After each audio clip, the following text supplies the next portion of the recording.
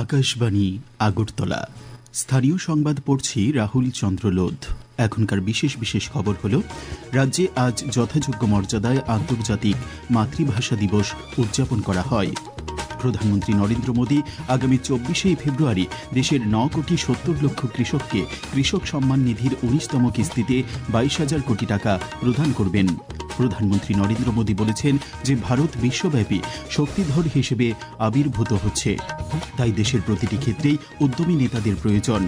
নতুন 3 ফৌজদারি আইনে রাজ্যে এখনো পর্যন্ত 1858টি মামলা আদালতে পাঠানো হয়েছে। এখন বিস্তারিত সংবাদ। রাজ্যে আজ যথাযোগ্য মর্যাদায় আন্তর্জাতিক মাতৃভাষা দিবস উদযাপন করা হয়। কৃষিমন্ত্রী রতনলাল নাথ আগরতলা টাউন হলে আন্তর্জাতিক মাতৃভাষা দিবস উদযাপনের রাজ্যভিত্তিক অনুষ্ঠানের উদ্বোধন করেন। তিনি বলেন, মা, মাতৃভাষা ও মাতৃভূমি হচ্ছে পরম শ্রদ্ধার বিষয়। এগুলিকে ভুলে গিয়ে কোনো জাতি উন্নতি করতে পারবে না।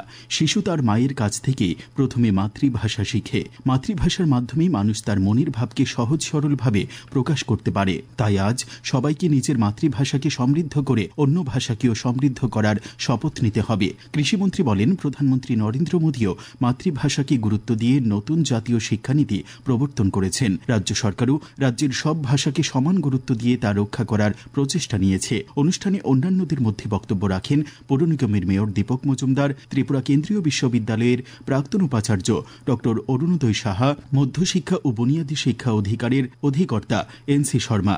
রাজ্যভিত্তিক এই অনুষ্ঠানে রাজ্যের বিভিন্ন ভাষাভাষী গোষ্ঠীর প্রতিনিধিগণ তাদের নিজস্ব ঐতিহ্যময় পোশাকে সজ্জিত হয়ে নিজ নিজ মাতৃভাষায় নিজেদের কৃষ্টি ও সংস্কৃতি প্রদর্শন করেন।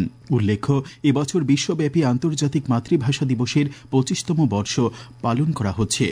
ওবিসি কল্যাণ দপ্তরের মন্ত্রী শান্তনা চাকমা আজ ঊনকোটি জেলার কুমারঘাটে তথ্য সংস্কৃতি দপ্তর আয়োজিত মাতৃভাষা দিবসের উদ্বোধন করেন।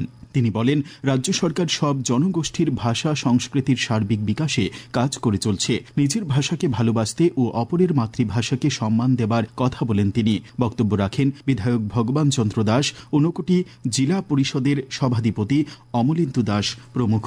তথ্য সংস্কৃতি দপ্তরের উদ্যোগে আজ সিপাহীজলা জেলার বিশালগড়, জম্পুইজলা ও সোনামুড়াতে নানা কর্মসূচির মধ্য দিয়ে মাতৃভাষা দিবস উদযাপন করা হয়। সোনামুড়া নগর পঞ্চায়েতের সহায়তায় মহকুমা তথ্য সংস্কৃতি দপ্তরের উদ্যোগে মহকুমা ভিত্তিক এই অনুষ্ঠানটি হয় স্থানীয় বীর মেমোরিয়াল পার্কে। উপস্থিত ছিলেন সোনামুড়া নগর পঞ্চায়েতের chairperson Sharada Chakraborty, vice chairperson Shahjahan Miah প্রমুখ। রবীন্দ্রনাথ ঠাকুর মহাবিদ্যালয়ের সাংস্কৃতিক কমিটির উদ্যোগে আজ কলেজে আন্তর্জাতিক মাতৃভাষা দিবস উদযাপন করা হয়। অনুষ্ঠানে কবি ও লেখিকা ভবানী বিশ্বাসকে সংবর্ধনা জ্ঞাপন করা হয়। উপস্থিত ছিলেন মহাবিদ্যালয়ের ভারপ্রাপ্ত অধ্যক্ষা বিজলী ভৌমিক, শিক্ষক সংসদের সম্পাদিকা লিপিকা দেববর্মন প্রমুখ। উদয়পুর রাজর্ষি কলাক্ষেত্রে গোমতী জেলা ভিত্তিক আন্তর্জাতিক মাতৃভাষা দিবসের উদ্বোধন করেন উদয়পুর পুর পরিষদের চেয়ারম্যান শীতল চন্দ্র মজুমদার। বক্তব্য রাখেন রাজ্য সরকারের বিদ্যাসাগর পুরস্কারপ্রাপ্ত বিশিষ্ট শিক্ষাবিদ ডক্টর হরেকৃষ্ণ আচার্য, বিশিষ্ট শিক্ষাবিদ মনোজ ধর, জেলা শিক্ষা আধিকারিক বিকাশ নাথ প্রমুখ। দক্ষিণ জেলায়ও আজ উৎসবের মেজাজে পালিত হয়েছে আন্তর্জাতিক মাতৃভাষা দিবস। সকালে বিলোনিয়া শহরে বিলোনিয়া প্রেস ক্লাব ও তথ্য সংস্কৃতি দপ্তরের উদ্যোগে হয় ভাষা শহীদ স্মারকে শ্রদ্ধা জ্ঞাপন। দুপুরে বিলোনিয়ার ঈশ্বরচন্দ্র মহাবিদ্যালয়ে অনুষ্ঠিত বাংলা ভাষা ও সাহিত্যের সামগ্রিক গতি ও প্রকৃতি শীর্ষক আলোচনা চক্র। সংস্কৃতি সমন্বয় কেন্দ্রের বিলোনিয়া মহকুমা কমিটির উদ্যোগে ভাষা শহীদ স্মরণ অনুষ্ঠানে ভাষা শহীদদের শ্রদ্ধা জানান বিধায়ক দীপঙ্কর সেন, অশোক কুমার মিত্র, প্রাক্তন বিধায়ক বাসুদেব মজুমদার প্রমুখ। শ্রদ্ধা জ্ঞাপন শেষে বিলোনিয়া শহরে হয় শোভাযাত্রা। দক্ষিণ জেলার প্রতিটি শিক্ষা প্রতিষ্ঠানে মাতৃভাষা দিবস উদযাপন করা হয়। হয়েছে ভাষা দিবসের অনুষ্ঠান। সাবরুমের মাইকেল মধুসূদন দত্ত কলেজের বাংলা ও রাষ্ট্রবিজ্ঞান বিভাগের যৌথ উদ্যোগে মাতৃভাষা দিবস উদযাপন করা হয়। উপস্থিত ছিলেন ধামাদ্দীপা বুদ্ধিস্ট ইউনিভার্সিটির বাংলা বিভাগের বিভাগীয় প্রধান ডক্টর মৃণাল কান্তিনাথ, কলেজের অধ্যক্ষ ডক্টর অনুপম গুহ প্রমুখ। সাবরুম প্রেস ক্লাবের উদ্যোগেও ভাষা শহীদদের প্রতি শ্রদ্ধা জ্ঞাপন করা হয়। আগরতলা স্থিত বাংলাদেশ সহকারী হাই কমিশনেও আন্তর্জাতিক মাতৃভাষা দিবস উদযাপন করা হয়। এরপর শহীদ মিনারে পুষ্পস্তবক অর্পণ করেন সহকারী হাই কমিশনার আরিফ মোহাম্মদ সহ অন্যান্যরা। আন্তর্জাতিক মাতৃভাষা দিবস উপলক্ষে আজ আগরতলায় আয়কর দপ্তরের উদ্যোগে স্বেচ্ছায় রক্তদান শিবিরের আয়োজন করা হয়। উদ্বোধন করেন আয়কর দপ্তরের ডেপুটি কমিশনার রূপক কান্তি ভট্টাচার্য। শিবিরে মোট 54 জন স্বেচ্ছায় রক্তদান করেন। ডিওয়াইএফআই এর রাজ্য কমিটির দুদিন ব্যাপী বিশেষ বর্ধিত অধিবেশন আজ খোয়াইয়ে TGTA-HB রোডের বিভাগীয় কার্যালয়ে শুরু হয়েছে। এই অধিবেশন শুরুর আগে শিক্ষক ভবনের সামনে ভাষা দিবসের ভাষা শহীদদের প্রতি শ্রদ্ধাঞ্জলি নিবেদন করেন সিপিআইএম এর রাজ্য কমিটির সম্পাদক বিরোধী দলনেতা জিতেন্দ্র চৌধুরী সহ অন্যান্য নেতৃবৃন্দ। প্রধানমন্ত্রী নরেন্দ্র মোদী আগামী 24শে ফেব্রুয়ারি বিহারের ভাগলপুরে কৃষক সম্মান সমারোহের মাধ্যমে দেশের 9,70,00,000 কৃষককে কৃষক সম্মান নিধির 19তম কিস্তির ডিবিটি মারফত 22,000 কোটি টাকা প্রদান করবেন। এই অনুষ্ঠানের মাধ্যমে ত্রিপুরার 2,77,970 জন কৃষকের অ্যাকাউন্টে 50,76,00,000 টাকারও বেশি টাকা প্রদান করা হবে। কৃষিমন্ত্রী রতনলাল নাথ আজ সন্ধ্যায় মহাকরণে সাংবাদিক সম্মেলনে এই কথা জানান।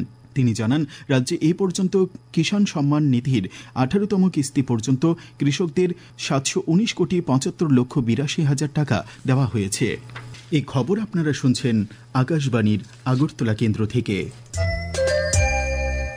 আকাশবাণীর সংবাদের আপডেট পেতে লগ ইন করুন www.newsonair.com এবং নিউজ অন এআইআর অ্যাপ এবং টুইটারে ফেসবুক প্ল্যাটফর্মে এআইআর নিউজ এলার্টসে। প্রধানমন্ত্রী নরেন্দ্র মোদী বলেছেন যে ভারত বিশ্বব্যাপী শক্তিধর হিসেবে আবির্ভূত হচ্ছে, তাই দেশের প্রতিটি ক্ষেত্রেই উদ্যমী নেতাদের প্রয়োজন। তিনি বলেন, দেশের এমন বিশ্বমানের নেতাদের প্রয়োজন যারা প্রবণতা নির্ধারণ করতে পারবেন এবং বৈশ্বিক জটিলতার সমাধান খুঁজে বের করতে পারবেন। প্রধানমন্ত্রী আজ নতুন দিল্লির ভারত মণ্ডপমে স্কুল অফ আল্টিমেট লিডারশিপ কনক্লেভের প্রথম পর্বের উদ্বোধন করে এই কথা বলেন। তিনি বলেন, ভালো নেতৃত্বের বিকাশ অত্যন্ত গুরুত্বপূর্ণ এবং তা সময়ের প্রয়োজনেই। তাই স্কুল অফ আল্টিমেট লিডারশিপ বা সোল প্রতিষ্ঠা বিকশিত ভারতের উন্নয়ন যাত্রায় একটি অত্যন্ত গুরুত্বপূর্ণ এবং বড় পদক্ষেপ। আজ হর ভারতীয় 21वीं सदी के विकसित भारत के लिए दिन रात काम कर रहा है। ऐसे में 140 करोड़ के देश में भी हर सेक्टर में, हर वर्टिकल में, जीवन के हर पहलू में हमें उत्तम से उत्तम लीडरशिप की जरूरत है।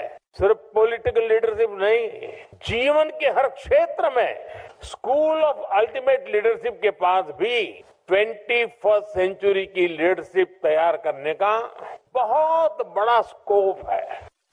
নতুন 3 ফৌজদারি আইন, ভারতীয় ন্যায় সংহিতা, ভারতীয় নাগরিক সুরক্ষা সংহিতা এবং ভারতীয় সাক্ষ্য অধিনিয়ম নিয়ে আজ সচিবালয়ে এক বৈঠক অনুষ্ঠিত হয়। উপস্থিত ছিলেন মুখ্য সচিব JK সিনহা, রাজ্য পুলিশের মহানির্দেশক অমিতাভ রঞ্জন, স্বরাষ্ট্র দপ্তরের সচিব প্রদীপ কুমার চক্রবর্তী, অতিরিক্ত পুলিশ মহানির্দেশক অনুরাগ, আইন সচিব সঞ্জয় ভট্টাচার্য প্রমুখ।